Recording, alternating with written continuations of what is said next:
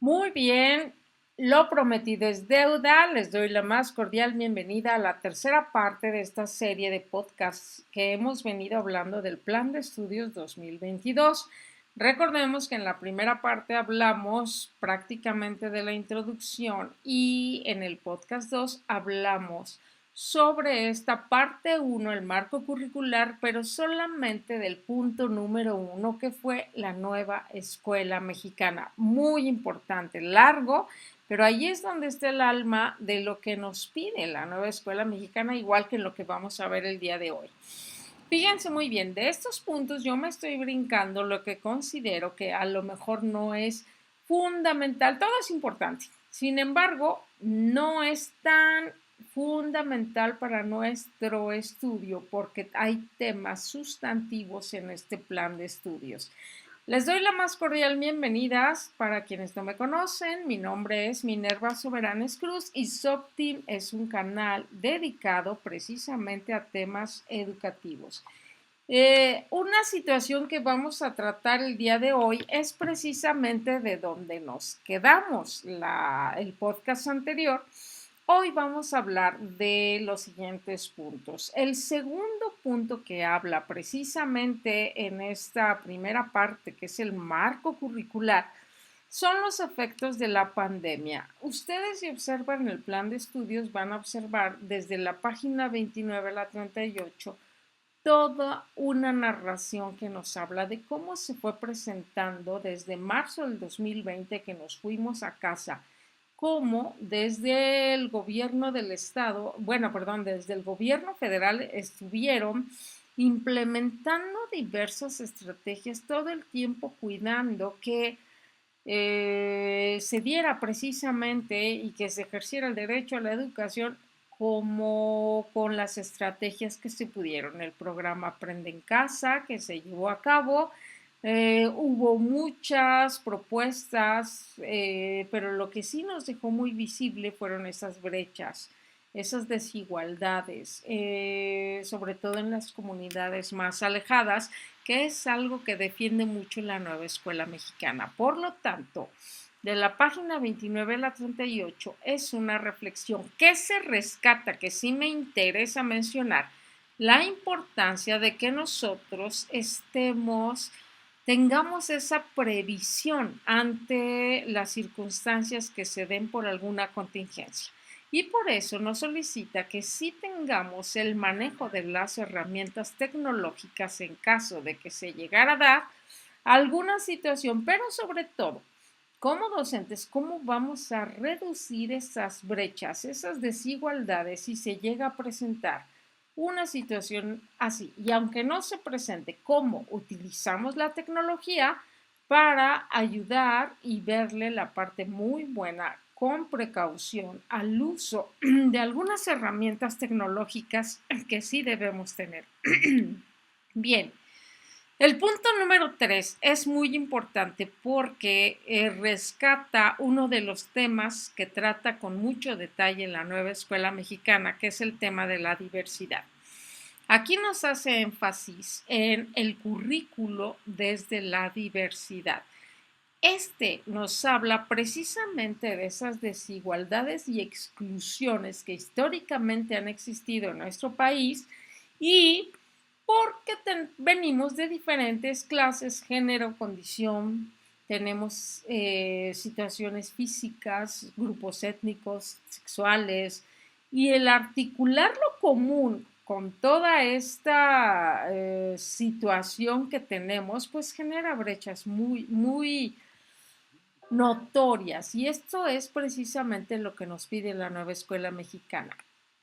Vamos a tratar en el podcast anterior les decía yo, de reducir de atender con mayor énfasis a los grupos desiguales, a los grupos vulnerables y a quienes tienen varias situaciones que hasta el día de hoy han sido ignoradas. Ejemplo, precisamente personas que están en comunidades alejadas o que tienen situaciones muy desfavorables económicamente o que tienen una diferencia por género, por etnia, por alguna diferencia, etcétera.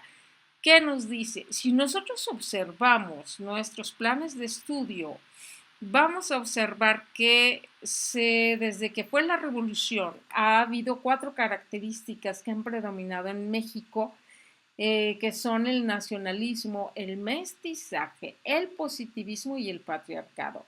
Estas 4 condiciones las vemos muy reflejadas hasta el día de hoy en nuestros planes y programas de estudio.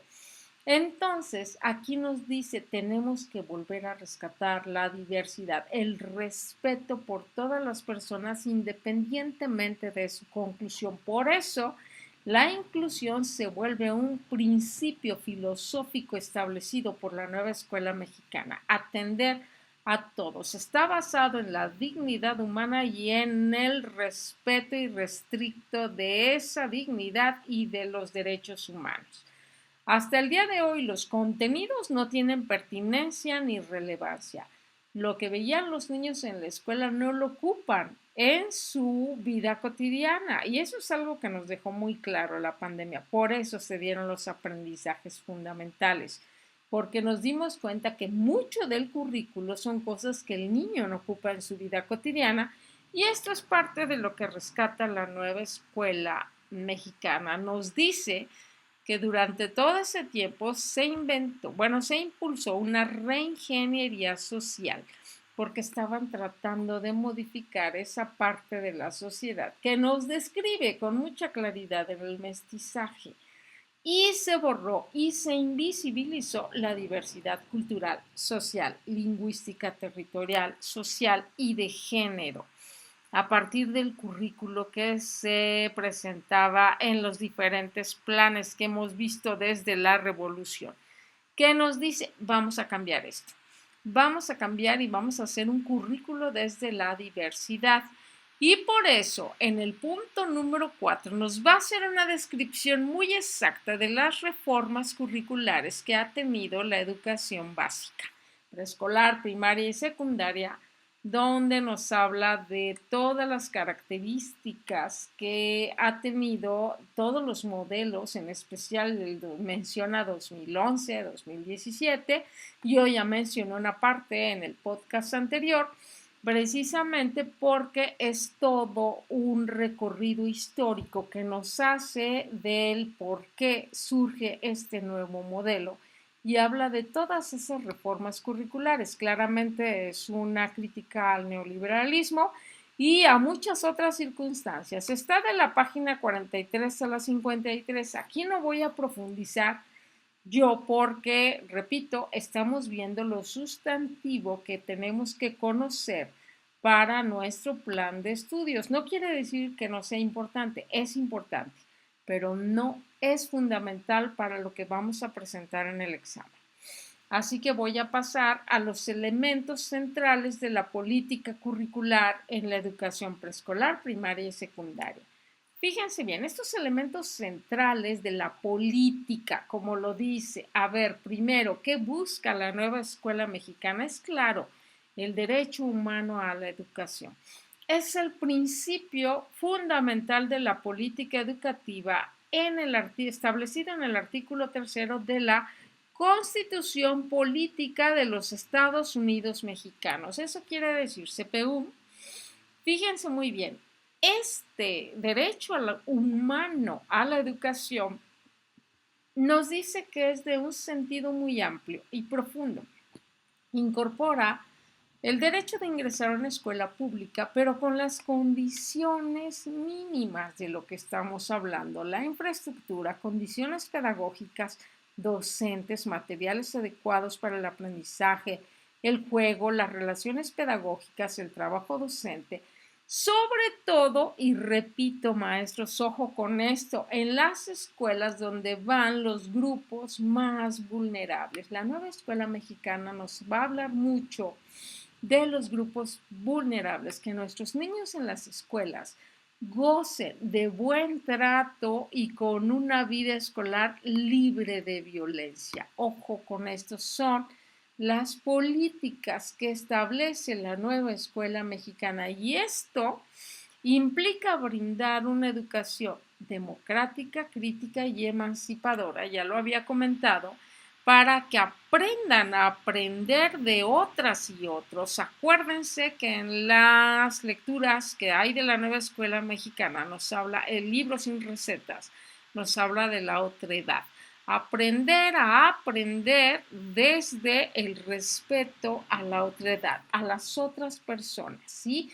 Que nos preocupemos por ese desarrollo individual, pero el de la comunidad, sin que el color de la piel, la orientación sexual, las preferencias ideológicas de origen étnico, la localización de la escuela, la migración, la economía o vivir con discapacidad sea condición para interrumpir su trayectoria formativa. Y aquí les puse este párrafo LGDNA, que quiere decir, nos menciona los 20 derechos establecidos en la Ley General de los Derechos de las Niñas, Niñas y Adolescentes. Ustedes los tienen que conocer muy bien, son 20. Están en un podcast que se llama Ley General de los Derechos de las Niñas, Niñas y Adolescentes. Por eso, maestros, aquí nos lo dice, los niños tienen derecho a ir a una escuela y ser tratados con ese respeto independientemente de su condición. Acuérdense que estamos hablando de política. Se reconoce como principio de inclusión fundamental la educación para la igualdad y la diversidad dentro del sistema educativo nacional en todas sus modalidades. Nuestros niños deben tener maestros atentos a sus necesidades, ritmos y situaciones de aprendizaje. Este es el principio filosófico de la inclusión. Preocupados por su desarrollo continuo, que tenga sus conocimientos, pero también sus saberes. Un trato justo, amable y con profundo sentido humano.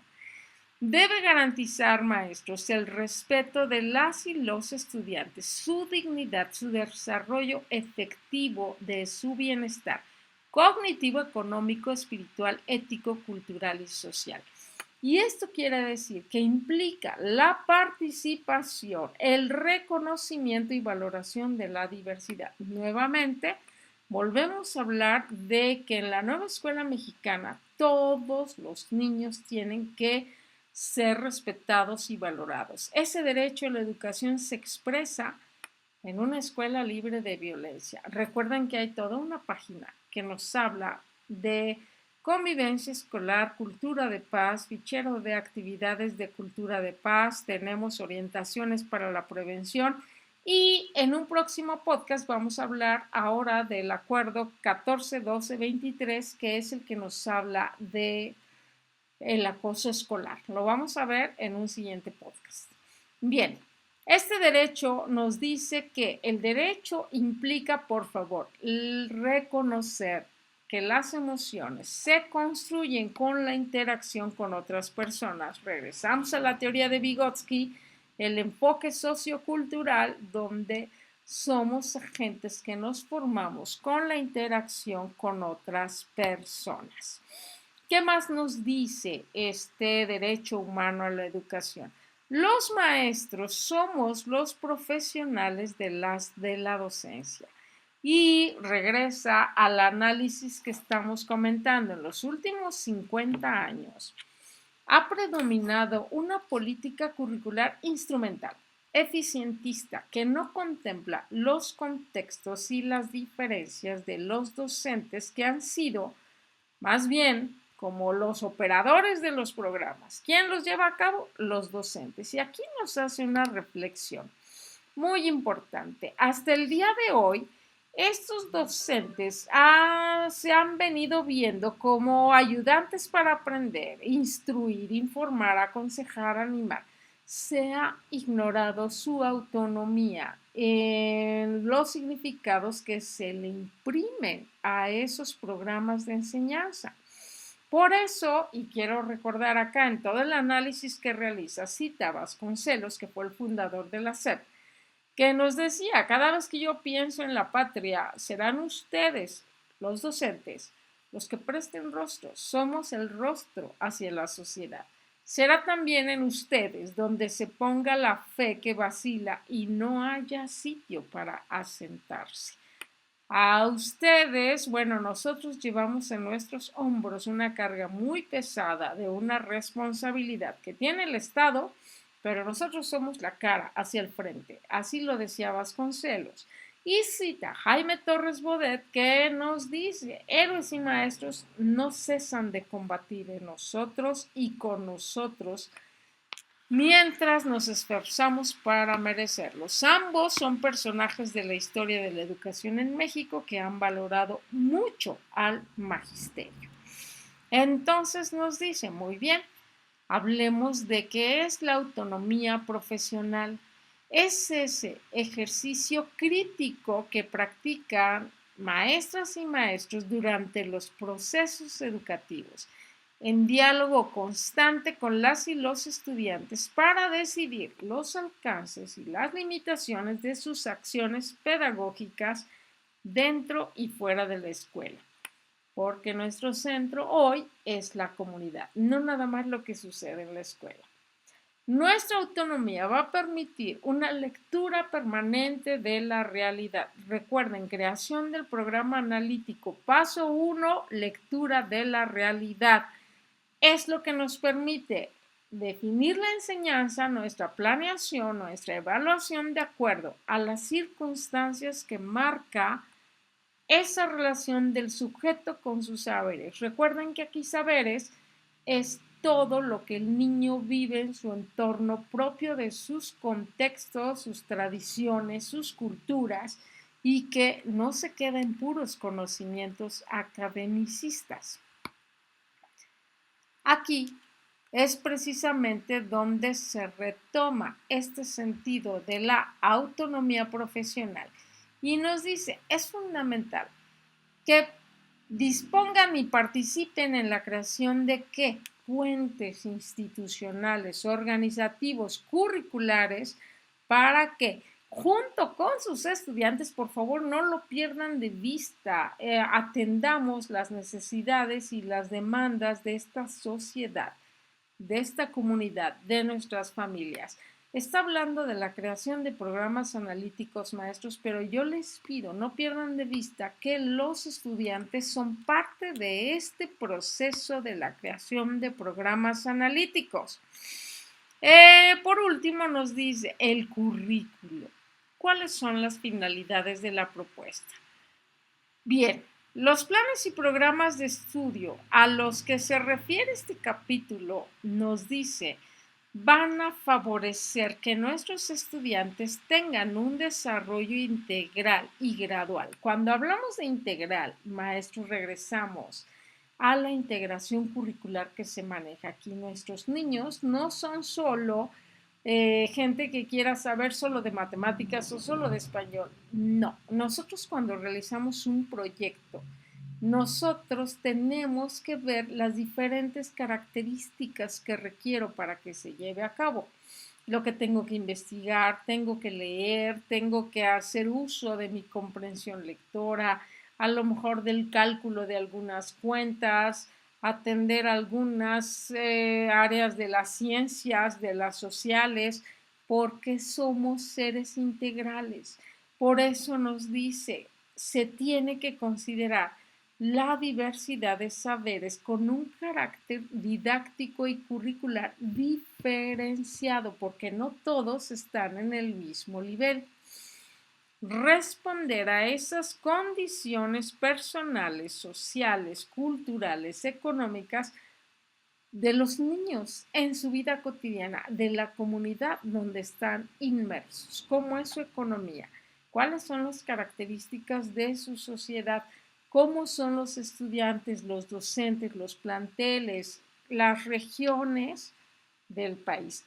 Es la finalidad de la propuesta, que todas las partes del país sean atendidas, porque cada uno dentro de su contexto tiene un equipo docente que va a analizar lo que le corresponde para que sea llevado de acuerdo a su comunidad, de acuerdo a su contexto. Por eso, ninguna región va a quedar desatendida, porque cada quien desde su trinchera va a estar haciendo esta adaptación contextual.